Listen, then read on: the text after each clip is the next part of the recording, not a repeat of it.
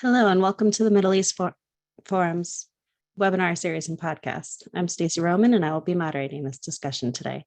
Very pleased to have Jacques Neriah, a Middle East analyst at the Jerusalem Center for Public Affairs, join us to discuss Lebanon in crisis, no end in sight. Dr. Neriah will speak for 15 minutes, then open it up for questions.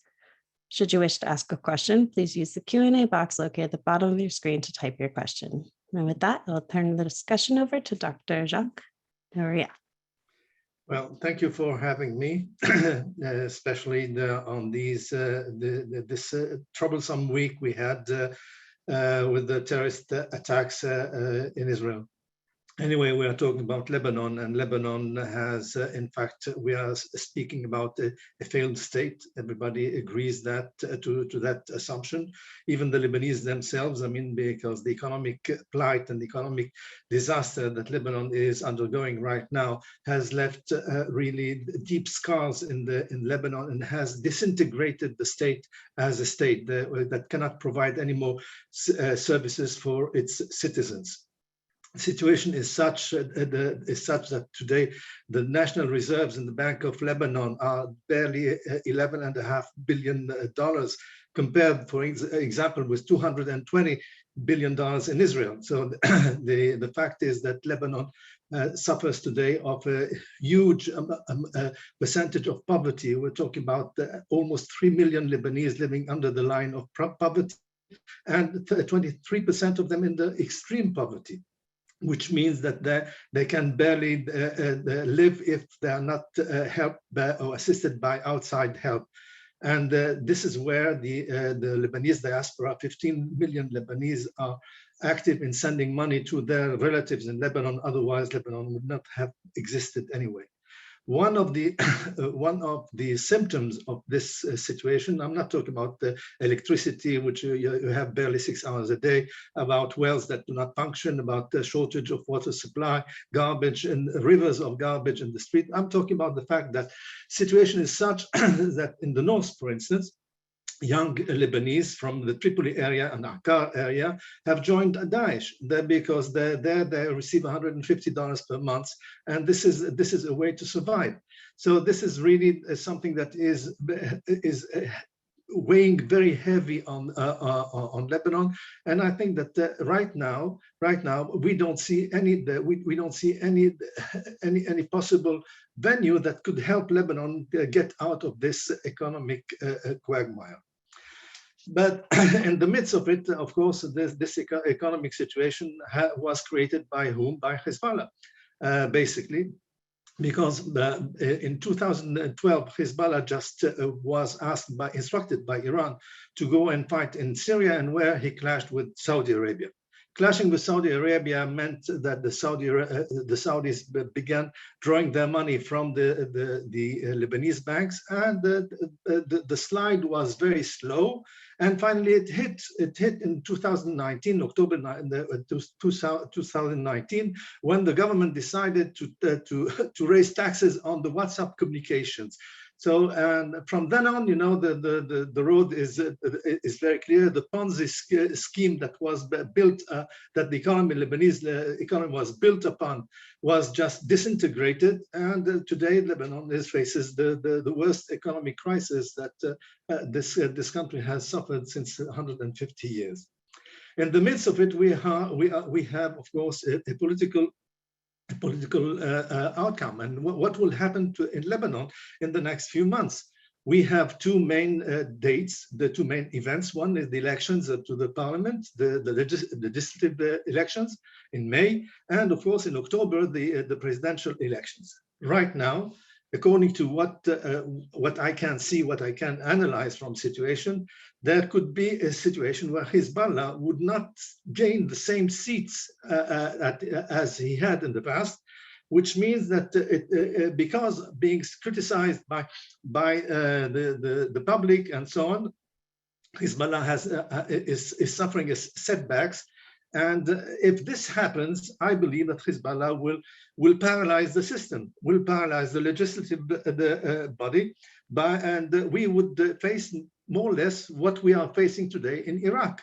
that Iran was not happy with the results of the elections, and so and since October last year, there's no president in Iraq. I think that the same would be in Lebanon. As for the Lebanese the presidential elections, well, if you don't have a parliament, and if the presidential period is not extended, which is not possible if you don't have 2/3 of the parliament voting for it. And what would you give Michel Aoun? He's 89 years old today. 89 years, and you would extend it for 3 years, like it was with Ilyas Harawi, like with Emil Lahoud. At 92, I think this would be very odd and original to find a Lebanese president of this age. Right now, there are more or less 4 contenders for presidency. One is Sleiman Frangieh, a Maronite from the north, who hates the Maronites from Kesrouan, and he is a close ally of Syria and Hezbollah. His chances to be elected are very slim. Second one is Gibran Bassil, the president's son-in-law. He is sanctioned by the United States, and I think that he is hated by the Lebanese public because of his corruption. So I think that this is also a candidate that has no chance to be elected. Third is Samir Jarja, the leader of Lebanese forces, because of his background, Israeli background. I think that his chances to be elected are also very slim, if not inexistent. The one who seems to be with the most chances would be Joseph Aoun, the chief of the army, and it would be in fact the fourth army officers to take office as president of Lebanon. He is well connected in the United States. He's backed by the United States, by France, and he has good relations with Hezbollah. Maybe this would be the candidate of compromise. So this is what I feel on the presidency, even though I believe that we might face a paralysis situation like we did in the past, where 2-3 years you don't have a president, and the whole system is paralyzed and it doesn't work. It doesn't mean that Lebanon would not survive, but it means that the government, the institutions are there, and this is something that this country has been living for a long time. In my view, where are we heading? We are heading definitely in a situation, if we have a deadlock concerning the legislation, concerning the presidency, we are heading into a sort of civil war, cold civil war, not open one, and that definitely would be characterized like the Tayuni incidents in October, where the sort of places where the dominant or the majority would be the one that would rule either the suburbs, either the cities, either the places. So this is one possibility, and as an offshoot of it would be, that Hezbollah might be tempted to take over some of the institutions like it did in 2008. If Hezbollah takes over, then and Nasrallah has threatened that he has 100,000 combatants that can do that job for him in less than 3 days. I think that the whole area of Beirut would be conquered by Hezbollah. It doesn't mean that Hezbollah would rule Lebanon. I think that this would be the beginning of its destruction, because the ruling Lebanon, when you have in every house you have a weapon, you have a rifle or a pistol, I think that this is quite a different story.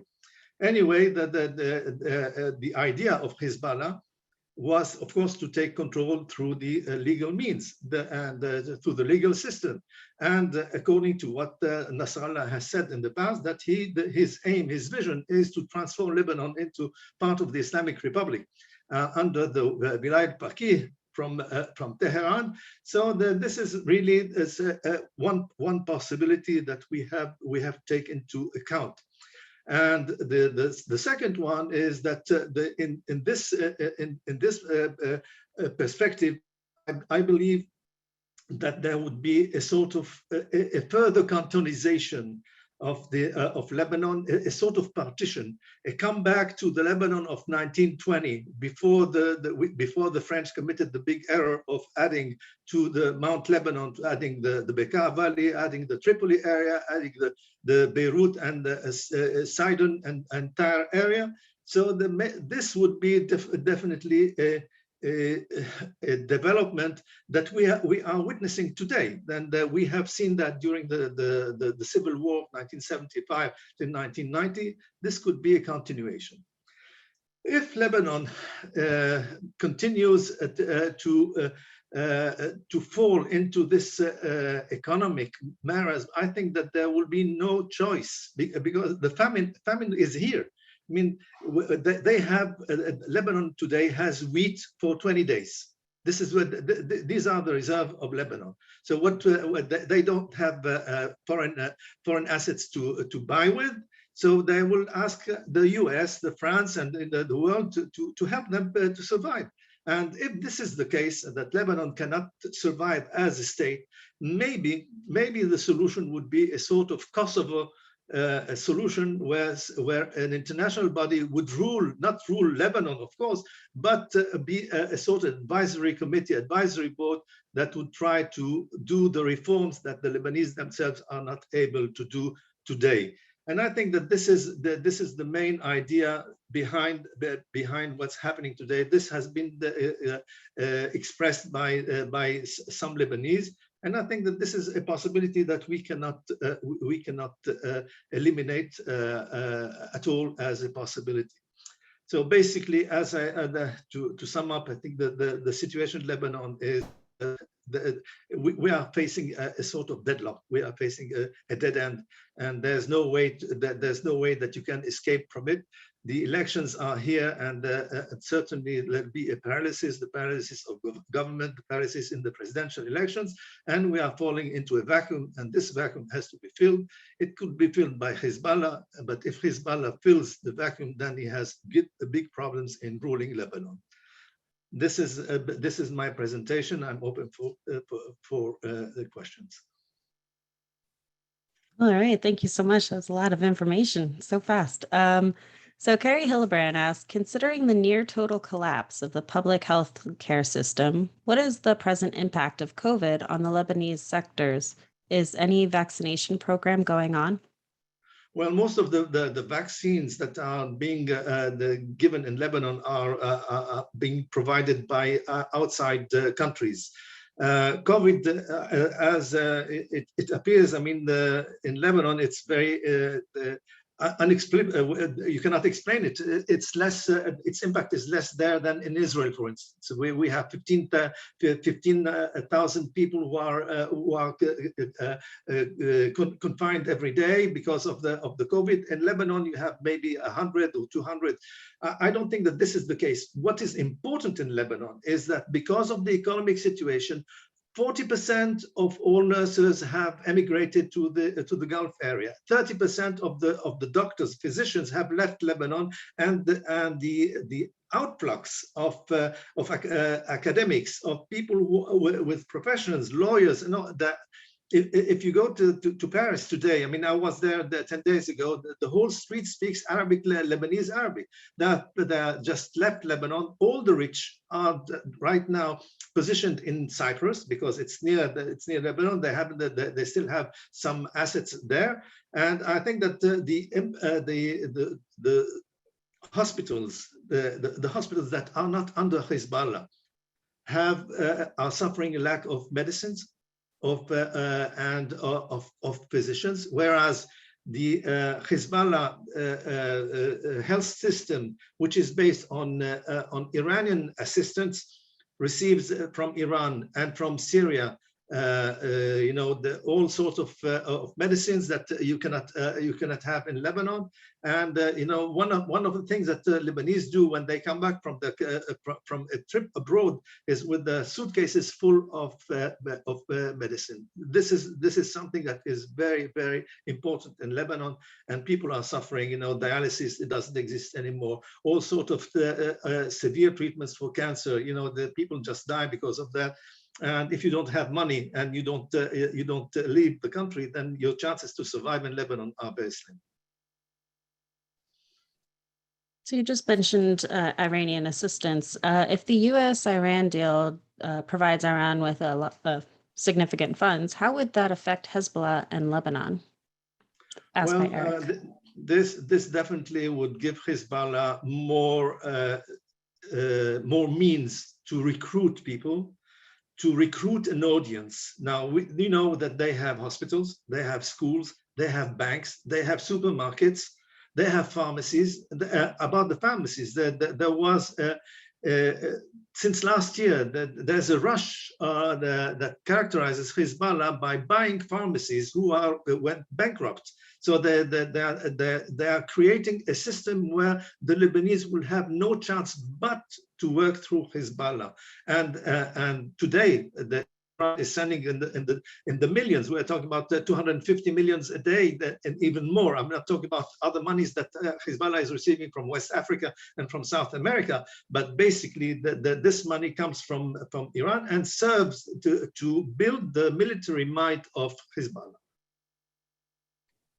Thank you. On the flip side of that, Stephen Orlow asks, there have been some recent statements attributed to Nasrallah that seem to indicate a certain independence from Iran. To what extent would Hezbollah be willing to risk, again, going to war with Israel at the bidding of Iran?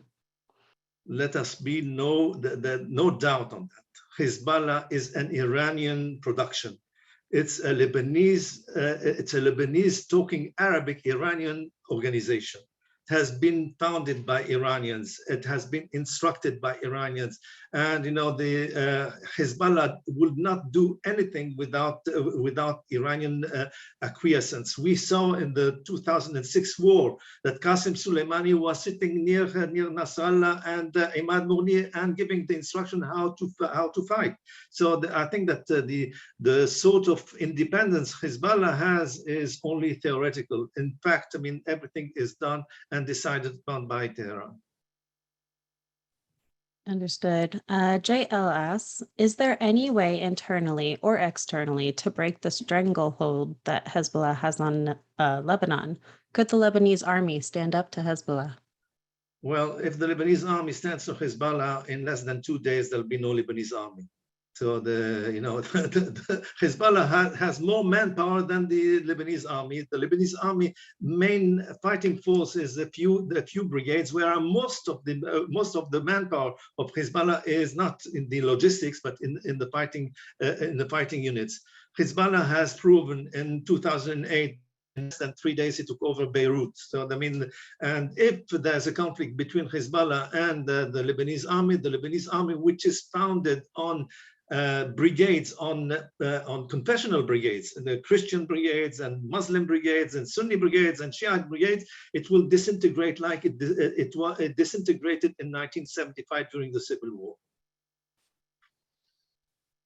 Thank you. So what David Levine asked, Eric first. Could Hezbollah attack Israel to distract their citizens from their hardships? Well, I think that Hezbollah has understand very well the situation, and I think that before attacking Israel, it has to secure its own front. We saw Hezbollah asking and calling for recruits and for combatants that were in Syria in order to protect the sort of what they call Murabba Amni, which is the area in the Dakhia, south of Beirut, where Hezbollah is headquartered. Hezbollah is very much afraid that it's not him that would initiate, but Israel would try to use the situation in Lebanon to its own profit and attack. And this is the main apprehension that Hezbollah has. And then, if Hezbollah is not secure in its own field, feeling that the Lebanese are not behind it, It's not like in 2006 where Hezbollah was hailed as a hero, not only local hero, but an Arab hero. Hezbollah today is under attack, and there's no reason for Hezbollah. And I mean, the reason maybe, but I think that the timing is not ripe today for Hezbollah to wage an attack on Israel. I think that Israel is preparing quite some surprises for Hezbollah if he does that. So Hugh Courtley asks an interesting follow-up question to that. Is Hezbollah more or less dangerous to Israel in the failed state conditions?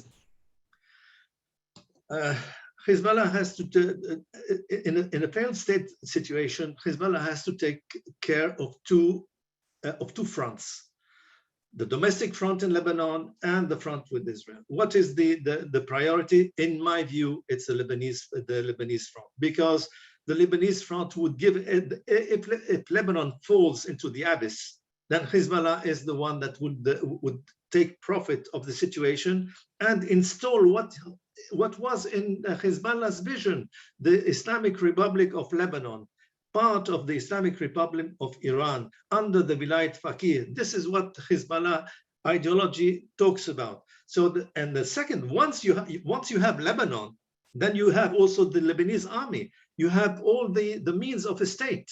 It is a different situation between the Hezbollah as the controller of Lebanon if compared to what it is today. Thank you. David Levine asks, what would your advice be to the Israeli government regarding trying to manage the current chaos and future problems which will emerge in Lebanon? Well, we had the defense minister said a few months ago that he had proposed to the Lebanese army some assistance 4 times and he was refused. I think that we have nothing to do in Lebanon. We have just to monitor the situation and see that nothing develops against Israel, and be very much aware of the fact that where Hezbollah keeps its strategic missiles, those missiles with the precision guided missiles, and take care of them as soon as possible and whenever possible. I think that this is what we have to do right now. Thank you. Stephen Orlow asks, is there a realistic chance for a maritime border being established between Israel and Lebanon with the negotiations underway? What is Hezbollah's view of these negotiations? In theory, yes, there is a possibility. Hochstein has been working on that. The Lebanese has presented a first position, and then they have changed their positions. And the claim is on 860 square kilometers between us and Lebanon. The fact that Hezbollah is against it is because that recognizing the maritime border would be in a way recognizing Israel. And this is not in the Hezbollah agenda. Sorry, I was supposed to be muted for that. So you mentioned that another country might have to step in as an advisory position for Lebanon if that were the case. So what countries do you think would be willing to fulfill that role? I think that this would be a job to be given by the Security Council. I mean, like in Kosovo, you have to decide who would be the leader. And I said it's an advisory committee that has to do with the changes of the government, the reforms, and stop that sort of, the division between Shiite and Sunni and Maronite, and inside the Maronite, the Orthodox and the Armenian and so on and so on. This has to stop. The Lebanese themselves feel that the time is ripe for change, and this is what they chanted in the protests in October 2019, hoping to see the system changing. But the old guard, the politicians who are sitting on their corrupted seats and enjoying the coffers of the state and stealing the state. This is what they are not interested in. That. Can you imagine that by the time the Bank of Lebanon said that there was no money to be transferred abroad? This was a regulation, and by the moment and 3 months later, they realized that $6 billion had been transferred by the Lebanese bank to outside accounts. Now, a leader, the Druze leader, Walid Jumlad himself said that he had transferred more than $500 million. For God's sake, where comes this money from? So I mean, a Druze leader in Mount Lebanon. So I'm not talking about Riyad Salami, who had dozens of apartments in Paris, in Spain, and other places, who is now under scrutiny and by the Lebanese themselves. So this is a very dire situation, really. So in a perfect world, what would the next elected president have to do to correct these situations? Well, in the next world, maybe, you know, this old formula that has survived 1943 and then has been changed in 1920 doesn't fit for today. It doesn't fit. I mean, you know, the saying that the president must be a Maronite, the prime minister must be a Sunni, the parliament speaker must be a Shiite, the assistant to the parliament speaker must be an Orthodox, and so on and so on and so on. This has to stop. They have to decide. Lebanon as a state has to decide upon the qualities and the capacities of each, and not because of its religion. Because of the religion, this will never happen. The wars of religion always are seeking ways to revive the feelings and to push the people to more blood and more blood. This is not the solution. The solution is a radical change in Lebanon. A radical change can be done only by an outside force, not by inside forces. Thank you. Carrie Hillebrand asks, are there any signs of splintering or potential of splintering within Hezbollah? Hezbollah? No, Hezbollah has suffered some times ago some intelligence leaks, and to the surprise of Nasrallah, and because of that, there were many changes in the leadership of the intelligence apparatus, but otherwise the leadership is united behind him, and you know, the Qasem is the one that should succeed Nasrallah, but I don't think that this right now is going to happen. You know, he survived COVID, and you know, he is still very young. And you know, if you compare it to the president of Lebanon, there are 40 years that are between the two. Thank you. Sorry, going back a little bit. An anonymous attendee asked, would France be a good outside force to reorganize Lebanon?